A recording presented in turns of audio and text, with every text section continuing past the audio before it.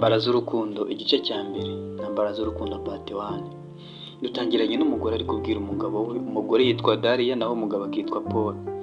Umugore ari kubwira umugabo we ngo ntabwo wandinze amavubu ngubu. Umugabo arangije asubiza umugore, ndakwinginze tuza, ibintu ntibishaka.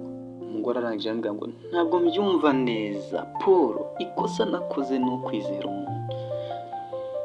None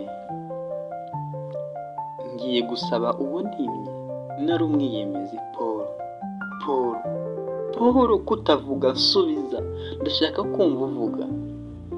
Vuga se. Uratera ndagahinda, uratera ndi imbabazi. Ubu rero Paul, ubuzima bwose twabanyemo ubwibagirwe, ibihe byose twamaranye ubyibagirwe, ibyiza n'ibibi byose ubyibagirwe, aho nakosheje nkagusaba imbabazi ubyibagirwe, wumve ko nari nibeshye. Right now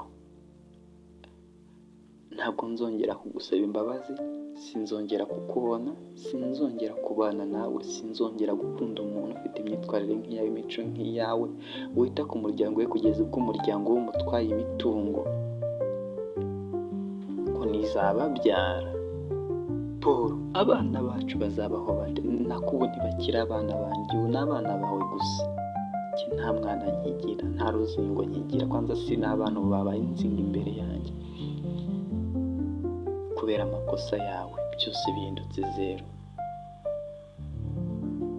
Ndashaka kumva uvuga, untera imbabazi Paul, ugiye kujya iwanyu nanjye njye iwacu, abana nabo baguma iwabo, setu. Paul arangije yitegereza umudamu we n'amarira menshi.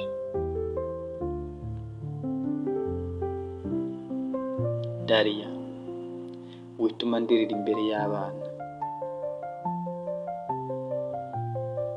Ntabwo mfite kwihanganira nanjye ibiri kuba, ariko mfite guhangana n'ibiri kuba. Ibyo tudafite kwihangana ntibisobanuye ko tutahangana nabyo.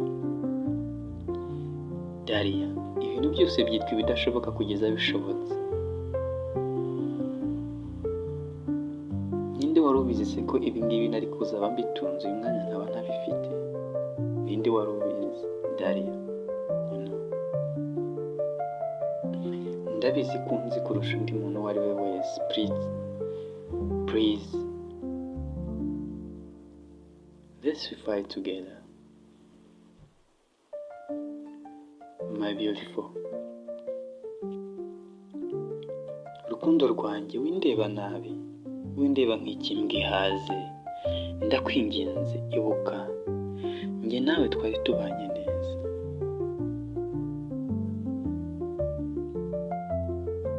Urukundo rwanjye, ko wahindutse. Daria yarangije aramwitegereza. Ibyo navuze nabivuze, kandi ntihagire umwana unkurikira.